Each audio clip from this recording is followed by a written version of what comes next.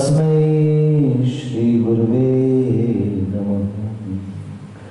जिनके उर में कल कल बहती शुद्ध चेतना की धारा, समतामय सम्यक्त्वमणि से जिनने निज को श्रृंगारा, वचनों के मोती बरसाते अमर रहे चिंतन नागर, मेरे उर में आन विराजो गुरुवर अभिनंदन सागर, गुरुवर अभिनंदन सागर।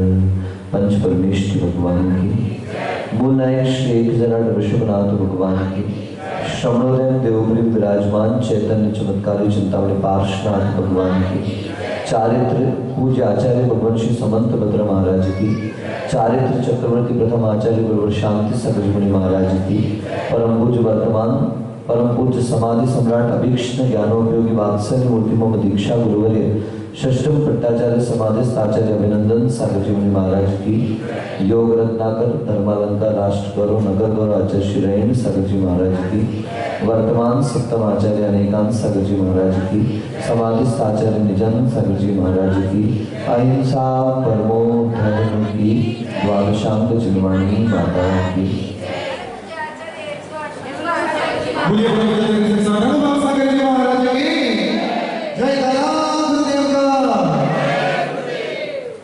एक कहीं पर शब्द पढ़ा था मैंने, success is getting what you want and satisfaction is liking what you get. सफलता उस वस्तु को पा लेना है जिसे आप चाहते हैं, और सेटिस्फैक्शन है, संतुष्टि वह वस्तु है कि हमें जो प्राप्त हो गया उस प्राप्त को हम पसंद भी करने लगे। इसे आचार्य भगवंतों ने संतुष्टि कहा है, क्योंकि जैसा हम चाहते हैं, जो हम चाहते हैं वो सदैव वैसा ही हो जाए ये संभव नहीं है। इस कारण सुखी प्राणी वही होता है कि जो उसे प्राप्त हो जाए उस प्राप्त में वह संतोष का भाव धारण करने लग जाए। यह संतोष जैसे हमारे जीवन में जागृत होता है वैसे ही सुख भी हमारे जीवन में आने लगता है। आज मैंने नहीं कहा, आज आपने हंस दिया, ठीक है ना। तो संतोष अपने आप में सच में बहुत महत्वपूर्ण है। संतुष्टि जिस प्रकार की है, जितनी है, जैसी भी है, ये वर्षों हो गए व्यवहार से हम देखते चले आ रहे हैं कि वर्षा योग में पर्यूषण के बाद सामान्यतः लोगों का आवागमन क्या हो जाता है, थोड़ा कम हो जाता है। दर्शनार्थी तो बहुत आने लगते हैं, लेकिन जहां पर वर्षा योग होता है ऐसा हमारे साथ नहीं है। ऐसा आप दुनिया के बड़े से बड़े साधु के पास भी चले जाएं तो पर्यूषण पर्व के बाद अगर आप किसी गांव में हैं, किसी शहर में है, किसी समाज में है, तो एक सामान्य सी व्यवस्था है, क्योंकि अभी तो और नवरात्रि आने लगी है। अभी 1.5-2 साल के इस लॉकडाउन पीरियड के बाद अब थोड़ा सा मार्केट चमक पर आया है, और नवरात्रि के प्रारंभ होते ही साथ थोड़ा सा लोगों को कमाने का अवसर भी प्राप्त होगा। तो आचार्य गुरुदेव कहते थे सामान्य जब भी समाज में जाओ तो कभी भी अब किचकिच नहीं करने लगना, अरे यार इतनी पब्लिक आती थी, अब कम हो गए, अब कम हो गए, जेंट्स तो आधे ही हो गए हैं, पहले तो भरे रहते थे। बिल्कुल निर्विकल्प रहो। गुरुदेव ने कहा था कभी घी घना, बोलो कभी मुट्ठी भर चना, और कभी वो भी मना, है ना। मतलब कभी तो घी घना मिलेगा, घेवर खाने मिलेंगे, कभी तो आपको क्यों आ रहे थे, ठीक है। कभी घी घना, कभी ऐसा हो जाएगा कि रुका सूखा कल ही आहार करने खड़े हुए, जितनी सब गल की नहीं, एग्जाम्पल बात कर, सब सामान में मिर्ची, अब मिर्च अपन ज्यादा खाते नहीं, अब कड़ी और रोटी से पूरा आहार करके आ गए। तो यही मान लो कभी मुट्ठी भर चना, और कभी वो भी मना, पहले ग्लास में बालचंद जी आ गए तो क्या करोगे। तो इसलिए जीवन में ये उतार चढ़ाव, ऊंच नीच सदैव हमेशा एक सा नहीं रहता, कभी ऊपर रहता है तो कभी नीचे रहता है।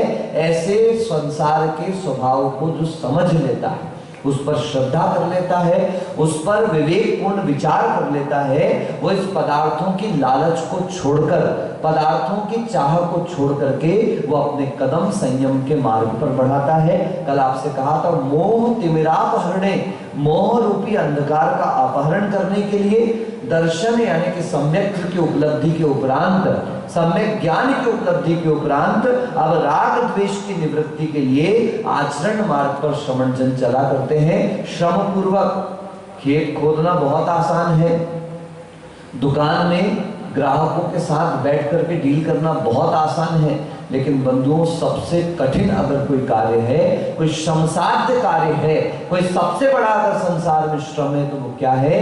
इस श्रमण पने को स्वीकार कर लेना, क्योंकि प्रति समय राग द्वेष की निवृत्ति का उपक्रम आपके चारों ओर यही बना रहेगा, वही बातें बार बार आपके सामने आएंगी, और ऐसे समय में अपने परिणामों को संभाल करके रखना, इससे बड़ा श्रम कोई दूसरा नहीं हो सकता।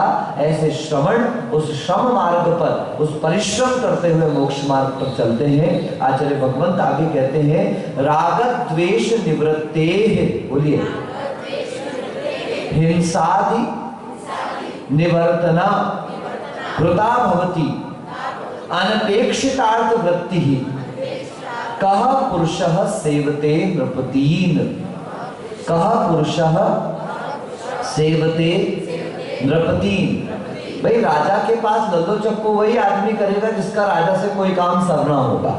अगर राजा से कोई काम ही नहीं निकल रहा है, यहाँ देखते हैं जिनके कल से चौके लगने वाले हैं डैश डैश डैश, कल परसों से, मतलब वो एक शाम पहले वैयावृत्ति करने के लिए आ जाते हैं, वो एक दिन पहले थोड़ा सा आवागमन बढ़ा देते हैं, उनका मिलना जुलना यहाँ पर प्रारंभ हो जाता है। तो ऐसा क्यों हुआ? क्योंकि उनके मन में अभी थोड़ा सा राग द्वेष है कि महाराज जी का भाई 4 दिन है, 4 दिन में महाराज का आहार तो होगा ही होगा, लेकिन फिर भी पहले किसके यहाँ हो जाए, अब ये नया राग द्वेष, बाद में किसके यहाँ हो, पहले किसके यहाँ हो, ये नई प्रकार की चाहत डेवलप हो जाती है। तो आचार्य भगवंत कहते हैं जिसका राजा से कोई लेना देना नहीं है, वो जबरदस्ती का मक्खन पॉलिश राजा को जाकर के नहीं करने वाला। ऐसे ही जब हमारे मन से राग द्वेष की निवृत्ति हो जाती है, राग द्वेष के परिणाम हट जाते हैं, तो फिर हम पापों से भी विरक्त हो जाते हैं। फिर हम हिंसा क्यों करेंगे जब मन में राग द्वेष नहीं है?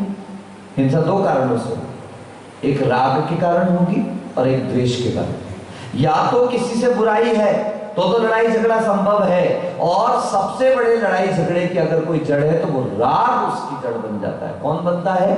आप पढ़िए, जितने भी शास्त्र उठा के पढ़ेंगे, यह राग राग दहे सदा ताते समावृत से, चिर भजे विषय कषाय अब तो त्याग निज पद वे। यहाँ पर द्वेष नहीं लिखा, क्योंकि पवन भाई द्वेष उसी से होता है जहां कहीं ना कहीं राग आपका बना होगा, जिससे संपर्क होता है उसी व्यक्ति से आपका अलगाव हो सकता है। विरह उसी से होता है जिससे कभी आपकी सुलह रही होगी। राग जहां था वहीं पर द्वेष की प्रवृत्ति हुआ करती है, इसलिए राग द्वेष की निवृत्ति होने पर हिंसा, झूठ, चोरी, कुशील और परिग्रह रूप पाप अपने आप क्या होते चले जाते हैं? धीरे धीरे कम होते चले जाते हैं सौभाग्य से।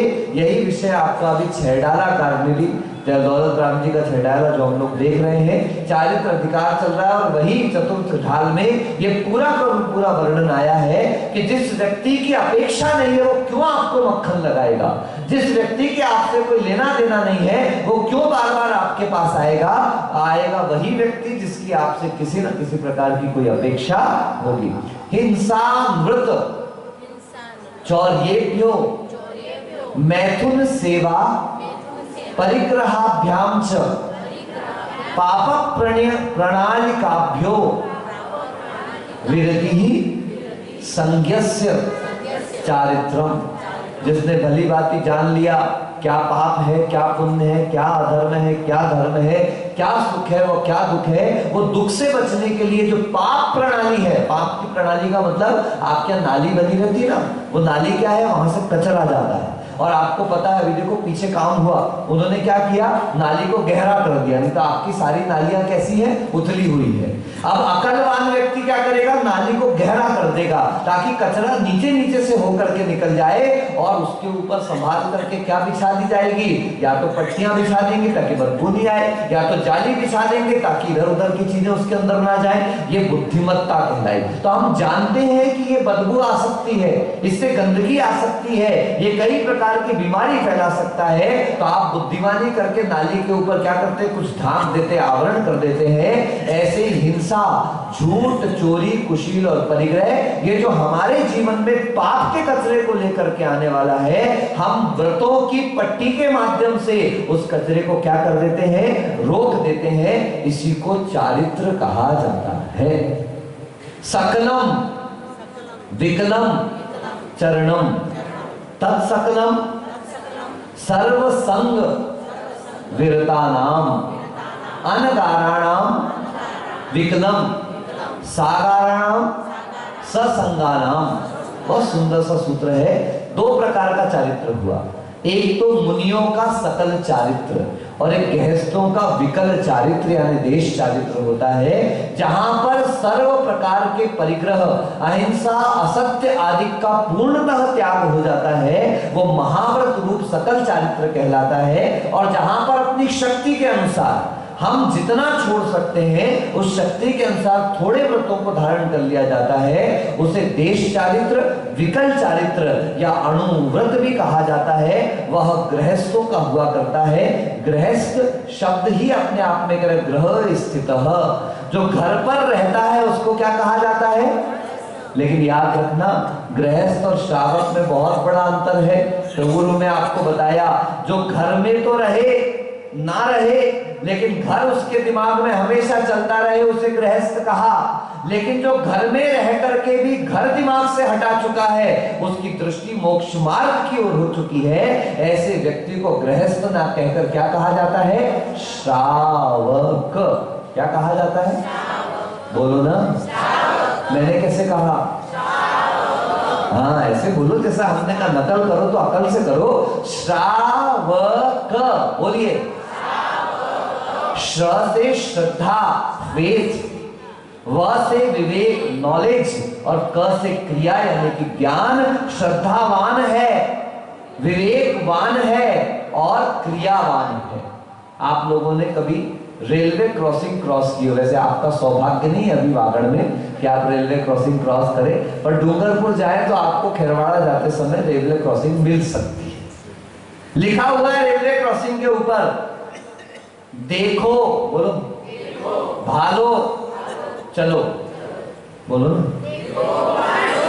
फिर से बोलो, एक बार और बोलो, जब तक सब नहीं बोलोगे बोलते रहो, देखो, भालो और चलो।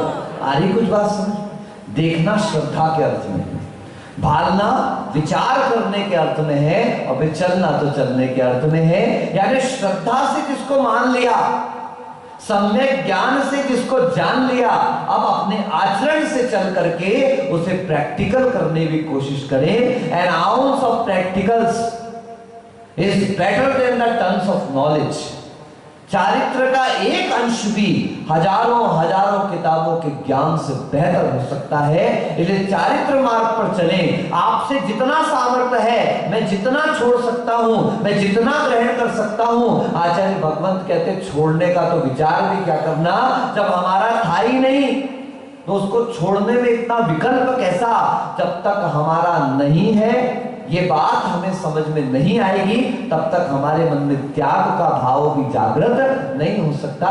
कल एक भैया शाम को बैठा हुआ था, तो वो कुछ दान वान की बात चल रहा था, तो कोई एक हीरोइन है, क्या नाम बताया था उसने, अरे भट्ट की लड़की का क्या नाम, आलिया भट्ट। तो उसने किसी टीवी में इंटरव्यू दिया होगा, तो वो क्या कहती है, मैं कन्यादान के बिल्कुल विरोधी हूं। कन्या भी कोई चीज है दान करने की। जिसको हिंदी का काका गागा अच्छे से नहीं आता, वो दान की परिभाषा बता रहे हैं तुम। कन्यादान शब्द कोई ऐसा वैसा शब्द नहीं है बंधुओं, याद रखना। आप जब पर्युषण के 10 दिन याद करते हैं तो क्या करते हैं, उत्तम क्षमा, मार्दव, आर्जव, शौच, सत्य, संयम, तप, त्याग। दान तो नहीं लिखा, क्या लिखा? अच्छे से ध्यान से बिल्कुल फेनोमेनन पकड़ लेना। त्याग और दान में दोनों में छोड़ा जा रहा है, लेकिन त्याग का अर्थ है अच्छा और बुरा। जो मेरा हितकर है, अहितकर है, उन दोनों पदार्थों को छोड़ने का नाम त्याग है। यानी त्याग अच्छे का भी किया जाता है और आगे बात समझ। अब देखो, दान आपने कभी नहीं सुना होगा किसी बुरी चीज का दान किया।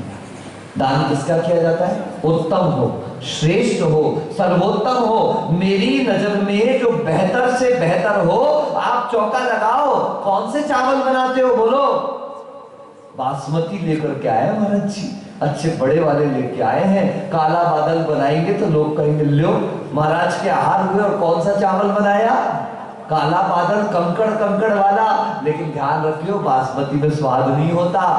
सुगंध तो बड़ी होती मगर ढंग का स्वाद नहीं होता, ढंग से पकता नहीं। और अब तो प्लास्टिक के भी चावल बन के आने लगे, मिक्स होकर। तो कहने का तात्पर्य, आप चौके में आहार दान कर रहे हैं। आप मुझे बताइए कि कैसे टमाटर लेके आओगे? गले गले से कि टाइट टाइट से? हाँ, टाइट टाइट से लेके। अनार, कौन सा अनार लेके आओगे? अच्छा अच्छा वाला कि गला गला वाला? नहीं महाराज, अच्छा अच्छा वाला लेके आएंगे। कैसा एप्पल लेके आओगे? टाइट टाइट वाला कि भूसा भूसा जैसा? तो आप बोलोगे महाराज टाइट चुन चुन कर उत्तम से उत्तम, श्रेष्ठ से श्रेष्ठ द्रव्य आहार में दी जाएगी। क्योंकि वो आहार देना नहीं है, वो कोई भेंट नहीं है, वो आहार दान है। स्वस्याति सर्गो दानम, ममत्व को छोड़कर जो दिया जाता है उसको क्या कहा जाता है? दान।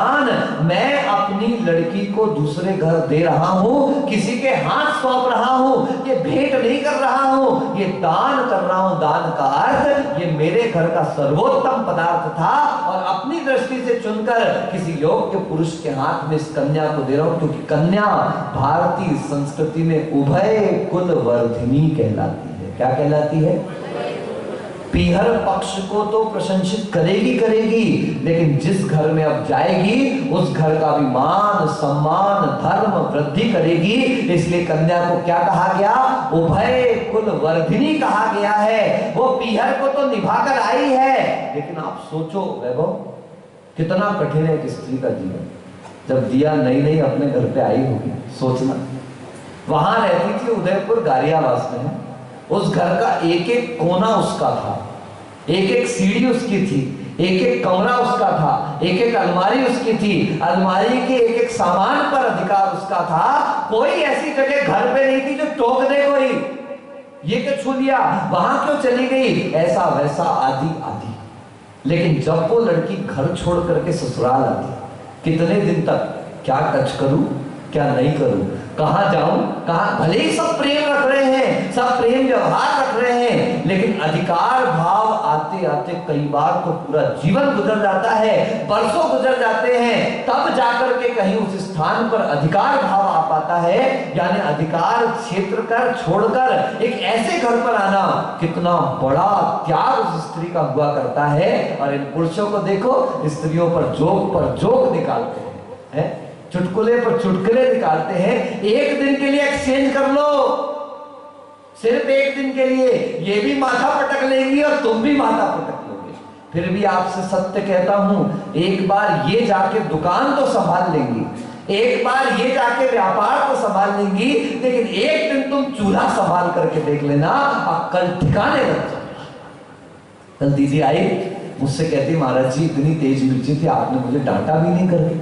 मैंने कहा बेटा मैं देखता हूं, कई बार आपको इन लोगों के आहार कराने जाता हूं, सुबह 5:30-6 बजे से जो उजाला हुआ, तो वो कितना छोटा सा किचन है, कितना छोटा सा चौका है, कोई पंखा नहीं, कोई कूलर नहीं, कोई एसी नहीं, और वहां से आग भड़भड़ा रही है। कंटिन्यू 2 घंटे 3 घंटे 4 घंटे तक उस अग्नि के सामने तपते हुए आप भोजन तैयार कर रहे हो सकता है कभी मेरे मन का भी ना हो सकता है कि मेरे मिजाज का भी ना और हो सकता है कभी मेरे स्वाद का भी ना हो, लेकिन फिर भी चुपचाप इसलिए खा लेते हैं कि हमें अब स्वाद नहीं दिख रहा, सामने वाले व्यक्ति की मेहनत दिखाई दे रही है। ये कन्या और एक स्त्री हुआ करती है।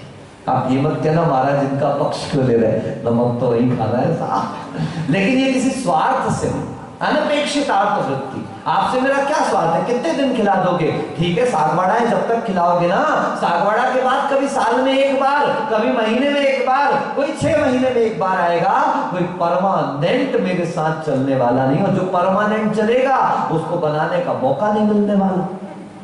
अनपेक्षितार्थ वृत्ति यानी जिसकी अब अपेक्षा ही संसार से समाप्त हो गई है, वो अहिंसा, सत्य, अचौर्य, ब्रह्मचर्य और अपरिग्रह जैसे व्रतों का पालन करते हुए आगे बढ़ेगा, घर पर रहेगा तो अणुव्रतों को धारण करेगा। किसको धारण करेगा? अणुव्रत। बोलो कौन से व्रत? छोटे हैं, बड़े नहीं धारण कर पा रहे, महाराज आपके जैसा नहीं कर पा रहे, पर छोटे व्रतों को भी धारण कर लिया, वो क्या कह गए? अणु। जो आत्मा के गुणों का विकास करें उनको कहते गुण व्रत। क्या कहते हैं? ठीक है ना। और जो इस जीव को मुनि बनने की शिक्षा देते हैं ऐसे व्रतों को कहते हैं शिक्षा व्रत। ऐसे 5 तो होते अणुव्रत, अहिंसा, सत्य, अचौर्य, ब्रह्मचर्य और अपरिग्रह नाम से 5 अणुव्रत, दिग्व्रत, देशव्रत और अनर्थ दंड व्रत नाम के 3 गुणव्रत और 4 सामायिक प्रोषदोपवास, भोगो भोग परिमाण और अतिथि संविभाग नाम से 4 शिक्षा व्रत। क्रम पूर्वक ये अपने सामने आते चल जाएंगे। एक श्लोक और पढ़ के बात समाप्त करते हैं। ग्रहीणाम त्रेधा तिष्ठत यणुगुण शिक्षा व्रतात्मकम चरणम पंच त्रि चतुर्भेदम त्रयम यथा संख्य माख्यातम। श्लोक संख्या 51 है। बहुत सुंदर सूत्र दिया। 5 तो अणुव्रत हो गए, 4 हो गए शिक्षाव्रत और 3 हो गए गुणव्रत। ऐसे 5, 4, 3 का ग्रुप ये गृहस्थों का आचरण मार्ग है, गृहस्थों का चारित्र है कि गृहस्थ किस प्रकार से अपने आप को इतनी कुशल तैयार कर लेता है कि वह आगे जाकर के श्रवणोत्तम चारित्र का पालन कर चले। ऐसा श्रावकोत्तम व्रत को धारण करके व्यक्ति अपने दुखों को सीमित करता चला जाता है और असीमित सुख की ओर बढ़ता चला जाता है। रत्न कर्णक श्रावकाचार्य का चारित्र अधिकार हमने 6 गाथाओं श्लोकों के माध्यम से जान लिया कि अहिंसा, बोले सत्य, अचौर्य, ब्रह्मचर्य, अपरिग्रह, दिग्व्रत, देशव्रत, अनर्थ दंड व्रत। ध्यान रखना, पर्यूषण तक के बहुत मलाई खाई है प्रवचन की, अब ये ठोस माल है, अब इसकी तरफ दृष्टि जाए अपनी। फिर सामायिक प्रोषदोपवास, भोगोपभोग परिमाण और अतिथि संविभाग, ऐसे 4 शिक्षा व्रत। कुल मिलाकर के श्रावक के कितने व्रत होते हैं? यानी जिस श्रावक ने 2 प्रतिमा को धारण किया है वो इन 12 व्रतों का पालन करता है। ऐसे 12 व्रतों को अतिचार रहित पालन करके अगर इस पंचम काल में आपका समाधि मरण हो जाए, व्रतों के साथ मरण हो जाए, व्रतों के भाव के साथ मरण हो जाए, तो आने वाले ज्यादा से ज्यादा 7-8 भाव और कम से कम 3 भाव में श्रावक भी निर्वाण को प्राप्त कर सकता है। सुमरण करके 16 स्वर्गों तक उत्पन्न हो सकता है। ये जिनेंद्र भगवान की महान देशना है कि आपको भी कमतर नहीं आका, आपको भी नीचे नहीं कहा। आपका जितना पॉसिबल है उतना संभव कार्य अपन करते चले जाएं और जो हमारे हाथ में है उसमें संतुष्ट होकर के आत्म संतुष्टि के भाव को जागृत करें। इन्हीं भावनाओं के साथ बोलिए गुरुवर आचार्य अभिनंदन सागर जी महाराज की, बोलिए आचार्य श्री अनुभव सागर जी महाराज की जय। गारा गुरुदेव का। महानुभावों, चातुर्मास बहुत ही श्रेष्ठ ढंग से चल रहा है और उसमें प्रवचनों का आपने बहुत लंबे समय से लाभ लिया। जैसा कि गुरुदेव बता रहे थे कि पर्यूषण के बाद में कुछ शिथिलता नहीं